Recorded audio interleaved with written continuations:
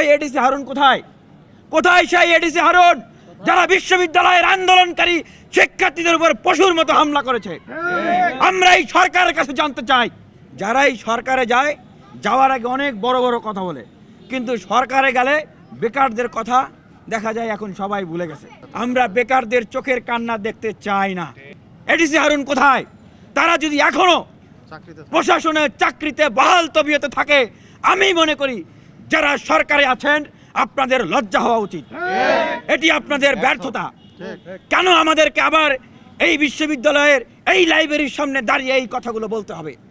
আমি মনে করি এই যে দাবিগুলো জানানো হয়েছে, এই দাবিগুলো বাস্তবায়ন করার জন্য যদি আবার এই বিশ্ববিদ্যালয়ের শিক্ষার্থীদেরকে আন্দোলনে নামতে হয়, তবে এটি হবে এই বিশ্ববিদ্যালয় কলেজের বেকারদের সাথে তামাশা করা, এই বিশ্ববিদ্যালয় কলেজের শিক্ষার্থীদেরকে অপমান করা, অপদস্থ করা, এবং আপনাদের জন্য চরম ব্যর্থতা। যাদের রক্ত, যাদের স্লোগান, যাদের জীবনের উপর দিয়ে আপনারা আজকে দায়িত্বশীল জায়গায় বসেছেন, আপনারা তাদের কথা ভুলে যাবেন না। আমার সুস্পষ্ট মনে আছে, এই লাইব্রেরির সামনেই যারা এখন উপদেষ্টা আছেন, জনাব আসিফ মাহমুদ, নাহিদ ইসলাম, অনেক যারা আছেন, এই ছাত্র অধিকার পরিষদের ব্যানারেই তারা এই দাবিগুলো আদায় করার জন্যই লিফলেট বিতরণ করেছেন। এই বিশ্ববিদ্যালয়ে তারা আন্দোলন করেছেন। এখন কেন এই কাজগুলো করতে এত গড়িমসি, এত বিলম্ব? আপনারা এখানে বলতে হয় যে যারাই সরকারে যায়, যাওয়ার আগে অনেক বড় বড় কথা বলে, কিন্তু সরকারে গেলে বেকারদের কথা দেখা যায় এখন সবাই ভুলে গেছে। তবে আমরা এটি বিশ্বাস করতে চাই না।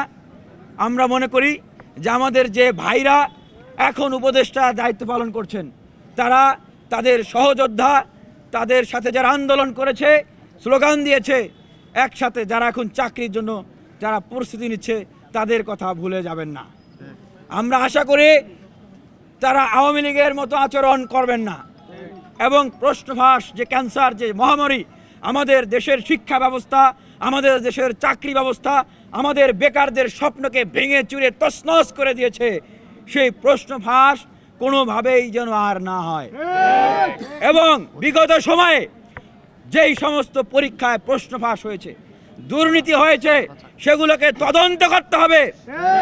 এই দুর্নীতিবাজরা, এই প্রশ্নফাঁসকারীরা, তারা এখন সরকারের যে পদেই থাকুক না কেন, তাদেরকে সেখান থেকে বহিষ্কার করতে হবে, অপসারণ করতে হবে। এবং যারা এই সমস্ত কাজের সাথে জড়িত, এই দুর্নীতির সাথে জড়িত, স্বজনপ্রীতির সাথে জড়িত, তাদেরকেও শাস্তির আওতায় নিয়ে আসতে হবে। আমরা একটা অ্যাকশন সরকার দেখতে চাই, আমরা একটা অ্যাকশন পিএসসি দেখতে চাই, আমরা একটা অ্যাকশন স্বচ্ছ, জবাবদিহিতামূলক এবং গতিশীল চাকরি ব্যবস্থা আমরা দেখতে চাই। আমরা বেকারদের চোখের কান্না দেখতে চাই না। অনেকেরই বাবা মা বয়স হয়ে গিয়েছে, অনেকেরই বোনের বিয়ে দিবে, অনেকেরই প্রিয়সী অপেক্ষা করছেন কবে চাকরি পাবে এবং একটা পরিবার গঠন করবে, বাবা মার চিকিৎসা করাবে, বোনটির বিয়ে দিবে। এই যে বেকারদের যে একটা যন্ত্রণা, বেকারত্বের যে একটা হতাশা, বেকারত্বের যে একটা বোঝা, এটি যারা বেকার তারা বোঝেন। কিন্তু কেন যেন মনে হয় যে বেকারত্বের জায়গাটা ঘুচে গিয়ে যখন কেউ আমলা হয়ে যায়, সরকারে চলে যায়, অথবা আপনার মন্ত্রী হয়ে যায়, এমপি হয়ে যায়, তারা কেন যেন বেকারদের হাহাকার ভুলে যায়। আমরা বিশ্বাস